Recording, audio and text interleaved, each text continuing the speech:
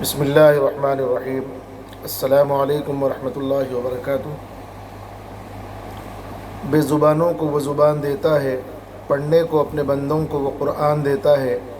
وہ اپنے بندوں کو بخشنے پہ آ جائے تو تحفے میں وہ رمضان دیتا ہے۔ عزیزان گرامی، اللہ تبارک و تعالیٰ نے ہم سب کو رمضان المبارک کی سعادتوں سے مالا مال فرمایا۔ اس کا رحمتوں کا عشرہ گزر رہا ہے اور مغفرت کا عشرہ شروع ہونے والا ہے۔ اللہ تعالیٰ سے خوب مانگے۔ اس موقع پہ مجھے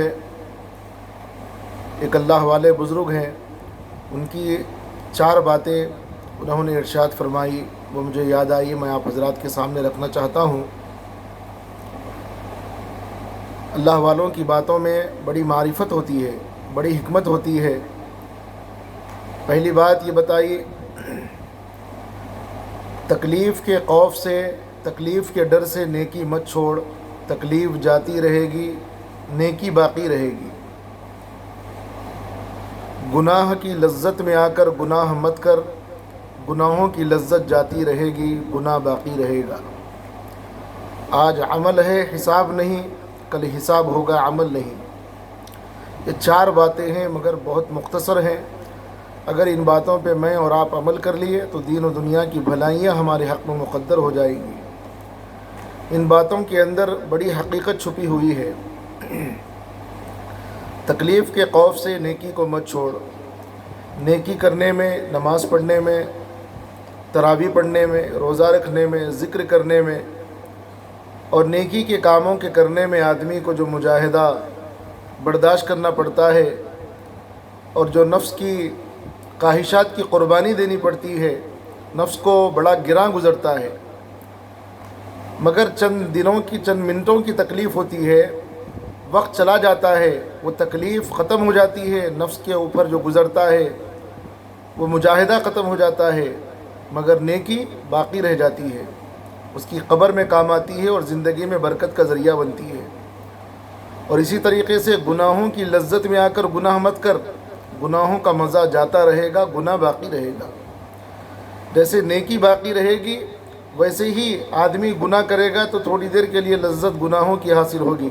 بدنگاہی کر لیا، آنکھوں کو لذت مل گئی، بد زبانی کر لیا، غیبت کر لیا، کسی کی چغلی کر لیا تو گویا کہ زبان کو تھوڑی دیر لذت مل گئی، اور کسی کی غیبت سن لیا، کچھ برائی سن لیا، گانے وغیرہ سن لیا، کانوں کو لذت مل گئی۔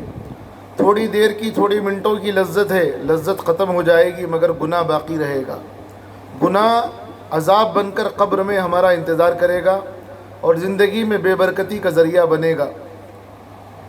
تو اس لیے عزیز دوستو، رمضان کی گھڑیاں ہیں، اللہ کی رحمت کی ہوائیں چلتی ہے، اللہ تعالیٰ کے غصے کی ہوائیں چلتی ہے۔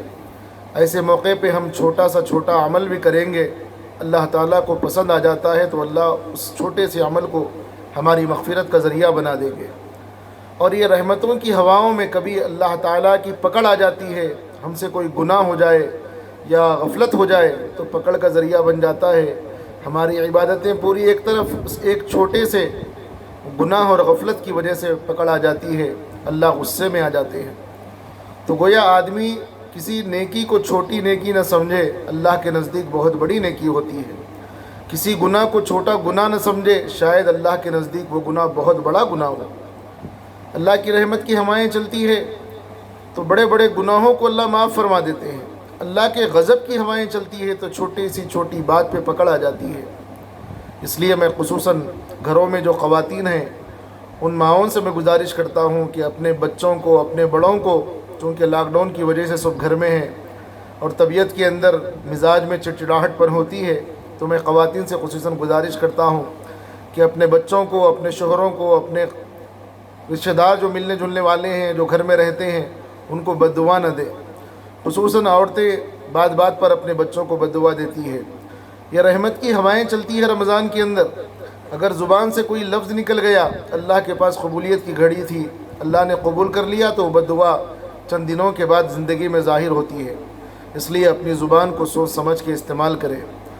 تو گویا کہ بھئی آدمی کو نیکی پہ چلنے کے لیے تھوڑا سا مجاہدہ کرنا پڑتا ہے، مگر وہ تکلیف جو نیکی اس نے کی ہے اس تکلیف کو برداشت کر کے وہ تکلیف تو ختم ہو جائے گی مگر نیکی باقی رہ جائے گی۔ اللہ تعالیٰ چھوٹے سے چھوٹے عمل کو بخش کر اور جو ہے نظریہ بنا کر بندے کی مغفرت فرماتے ہیں۔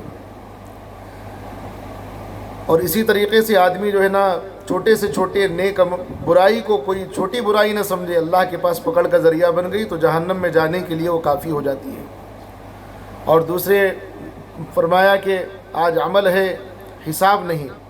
آج اللہ نے زندگی دی ہے، زندگی بڑی انمول نعمت ہے، اللہ کی طرف سے دیا ہوا بہت بڑا عطیہ ہے، اللہ کی امانت ہے زندگی، اور اس کو صحیح انداز سے گزارنا، اس کو بندگی بنانا اور قیامت کی شرمندگی سے اپنے آپ کو بچانا، یہ ہماری زندگی کا مقصد ہے۔ تو عزیز دوستو، آج زندگی میں عمل ہے، آدمی تہجد پڑھے، ذکر کرے، تلاوت کرے، درود پاک پڑھیں، جو عبادت کر سکتا ہے قرآن پاک کی تلاوت کریں، صدقہ و خیرات کریں، جو کر سکتا ہے وہ دنیا میں سانس رہنے تک کر لیں۔ آدمی کا بھروسہ کیا ہے؟ کیا بھروسہ ہے زندگانی کا؟ آدمی بلبلا ہے پانی کا، جو بھی کچھ ہے وہ سب اللہ کا ہے، ہمارا کیا ہے؟ چند سانسوں پہ گزارا ہے، اس کے علاوہ ہماری حقیقت کیا ہے؟ آج زندگی ہے، آدمی عبادت کر لیں، اپنے اللہ کو منا لیں اور نیکیوں کا توشہ اپنی قبر میں جانے سے پہلے بھیج دیں، آخرت کے لیے توشے کو تیار کر لیں۔ اور آدمی کے انتقال کے بعد آدمی ایک ایک سجدے کو تڑپے گا، ایک ایک اللہ بولنے کو تڑپے گا، ایک مرتبہ نماز پڑھنے کو تڑپے گا، مگر وہ واپس نہیں آ سکے گا۔ اس لیے آج عمل ہے، حساب نہیں۔ آدمی جتنا چاہے عمل کر لے، حساب نہیں ہے اس کا۔ اور مرنے کے بعد جب قیامت آئے گی، آخرت میں عالم برزخ کے عالم قبر کے ذریعے سے ہم آخرت میں پہنچیں گے اور قیامت کا منظر ہوگا، تو اس وقت حساب ہوگا، عمل نہیں ہوگا۔ وہاں اگر آپ کہیں گے کہ اللہ تعالیٰ مجھے ایک جو ہے نماز پڑھ کے آؤں گا، مجھے دنیا میں بھیج دیجیے، تو پھر دنیا میں آنے والے نہیں۔ ایک سجدہ کر کے آؤں گا، اللہ آپ نے مال دیا تھا، پورا مال آپ کی راہ میں صدقہ خیرات کر کے آؤں گا، اب ایک بار دنیا میں بھیج دیجیے، مگر دنیا میں آنا ناممکن ہے، اور جو ہے نا اللہ تعالیٰ دنیا میں بھیجانے والے نہیں ہیں۔ تو آج عمل ہے، حساب نہیں۔ کل حساب ہوگا، عمل نہیں ہوگا۔